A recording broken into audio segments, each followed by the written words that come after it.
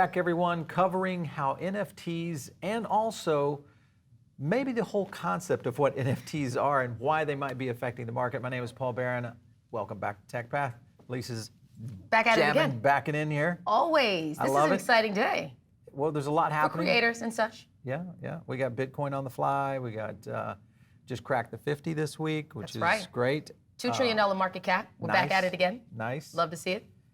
And I want to jump into, we have a lot of people who talk about us, well, they do that too, but they talk with us on our chat and also in the comments about NFTs. They're always asking, which NFT route should I take? What platform should I use? All those kind of things. Mainly what I want to get across today is kind of the coverage of where some of these major moves are happening. Right. And why is this important to Bitcoin and cryptocurrency in general? It's one of those things that kind of underlies the market in its essence.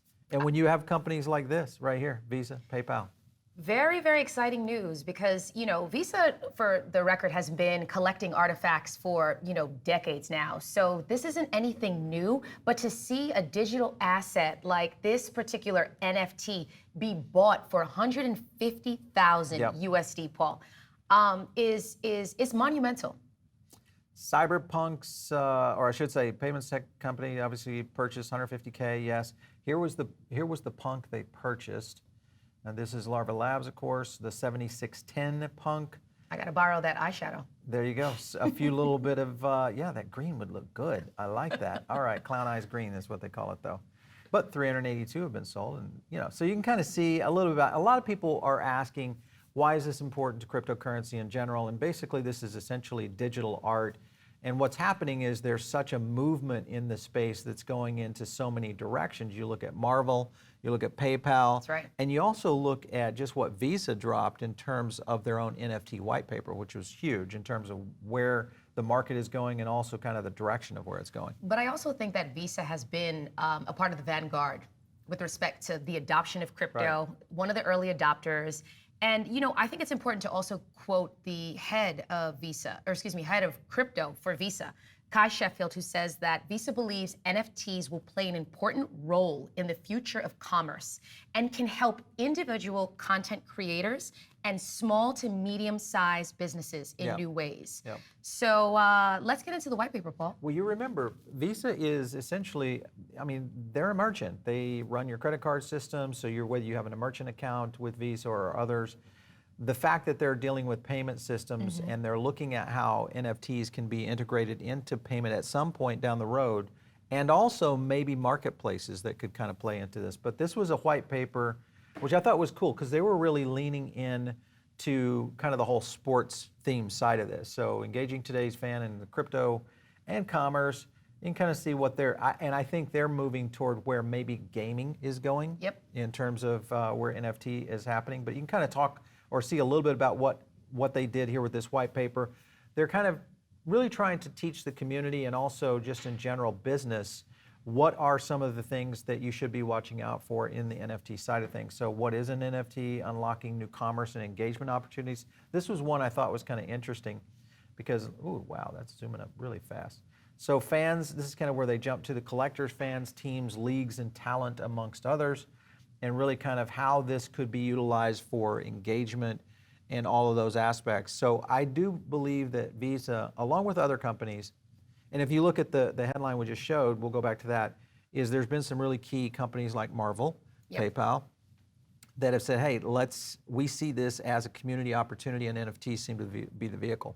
And I think one of the schools of thought around NFTs is that it sits at the intersection of commerce and culture. Right. And you look at, anytime you have a cultural aspect of something like this, you're going to be able to build on, the whole consumer, connection. So you've got customer relationship, which comes into play. You've got potential new revenue streams for companies that might be, and this could be even, if you think about it, NFTs, the likelihood is here on TechPath and the PBN, we could be doing NFTs here at some point down the road, but small companies that are very brand oriented, I see the applications of this really starting to expand. I'm thinking NFTs for chefs, NFTs for other artists out there. Community-based tokens. Yep. I think that the use cases associated with NFTs, we are merely scratching the surface when we think about art There are NFTs can be used for a number of assets, including homes. This is very interesting because you could literally create an NFT for your home and withdraw a line of equity. So you function as your own bank. So when we think about the future, again, this sort of disintermediation between the reliance on these central authorities and the empowerment and democratization of becoming your own economy. Yep. This is the creator economy that we're living in, and Visa's pointing to that.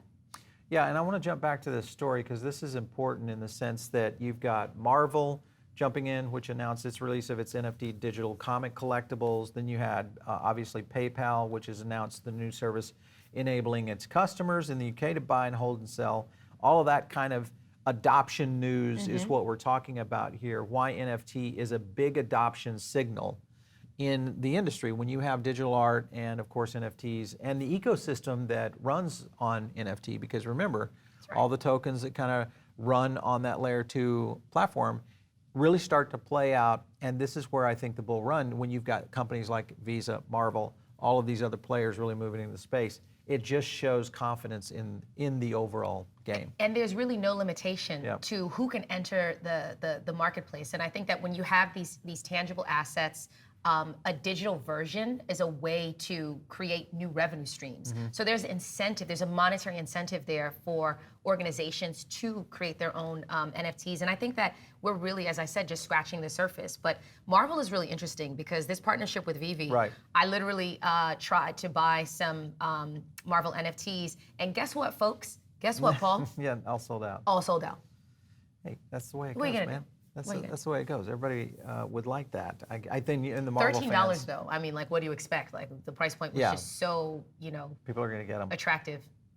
Here's another point too, and this is Substack. This is another adoption piece that kind of rolls into this. And Substack, for many of you maybe don't know what it does, but basically it's like Patreon for writers and journalists who are essentially trying to go direct to their audience. And there's 500,000 paying subs on Substack that now are accepting Bitcoin via the Lightning Network. So another big play. I mean, listen, I think that, again, what this is proving is how pervasive crypto and also blockchain is becoming globally. And I think that when you have that level of entrenchment, for anyone who thought that crypto was, fly by night or didn't have that stickiness, what you're seeing here is so many different applications that it proves it's not going anywhere. And the wiser you become, the better positioned you will be, which is why we bring you all these insights here at TechThat. Yeah. So the point being is that when you see adoption like this, major companies, major brands, both on the NFT side, but also in the form of adopting some sort of payment architecture or at least some sort of reward system, all of this starts to really move into a big, big bubble of where and what is going to happen in the next phase of this bull run, which is what everybody's been asking. And we get so many comments, and I know you guys are all over that, but this is an essential step in being able to kind of take Bitcoin to what we think is going to be, a 6-figure run here on this run. So I can't wait to see it. And I'll end the whole NFT conversation, Paul, with this year alone, there's been over $2.5 billion in sales this year alone. That's crazy. That's crazy. Well, and like the top CryptoPunk was like what, 250, 260? The top CryptoPunk was 189,000 today. Then they resold it. And then they resold it for 263,000, which was a profit of over $74,000. They resold it, for the record, in 18 hours. Yeah, nice move. So tip my hat off to you. Yeah, nice job. Last point here is, of course, PayPal, which is now jumping on the Lightning Network, which this is mostly for, and a lot of people are attributing this for the market pump, which I don't know about that. I mean, I feel like we are seeing a lot of retail investors. I do want to talk about that. Retail investors moving into the space. There's a lot happening in, what Coinbase just dropped in terms of kind of their market study of where that's happening. And the 500 million that they're earmarking for crypto. So I think this was a good move on PayPal's behalf. Obviously the connection to the Lightning Network is something, we've kind of been tracking here on the show for quite some time. If you haven't had a chance, make sure and check out the video. We had one of the key developers with the Lightning Network on the show, really talking about what it means to micropayments and what it can do. It was actually part of they're doing some stuff on Podcasting 2.0, which is kind of dropping Satoshis for that. But basically, UK customers, PayPal customers, will be able to buy, sell, and manage cryptocurrencies now through the service starting this week. This is really exciting because, Paul, this marks the first international play for PayPal where, crypto and the like is being integrated into the payment system. So this is their first play outside of the US. So this is huge. Well, and it's also one of those things where if you think about the markets that some of the big players are trying to dominate in, because the likelihood is we've got a little bit of a legislative battle here in the U.S. I think we're going to get past it. We're going to get there. Yep. And even with the legislation that was recently passed, it still has to go through a lot of hoops before it's enacted into law. It's evolving. Yeah, I think it's 23 when the actual bill that was just passed a few weeks ago with the crypto language in a bad way that, of course, affects developers and miners. All of that, I think, is going to be addressed. Of course, we had Congressman Emmer on the show just the other day. He was talking about this and really what their next step was to get some of this stuff corrected. So I think that's going to be key. But back to the point, is PayPal is probably saying, hey, let's let some of this shake out a little bit before we start making these money moves in. But I also think that it's a testament to the global appetite, right? Like historically, especially given the US being the birthplace of Bitcoin. Right. The fact that you're starting to see more countries embracing it is an indication that there's less dependency on the U.S. as like the end all be all, which is exciting because that means that there will be more stability in the marketplace. Whether the U.S. it won't have as much of a effect. I'm hoping. Yeah. We'll see. I think it's going to be interesting to see if you guys, when you are looking at the market space. The things you have to look at is really more of an entire circumference of what's happening in crypto and in blockchain technology in general.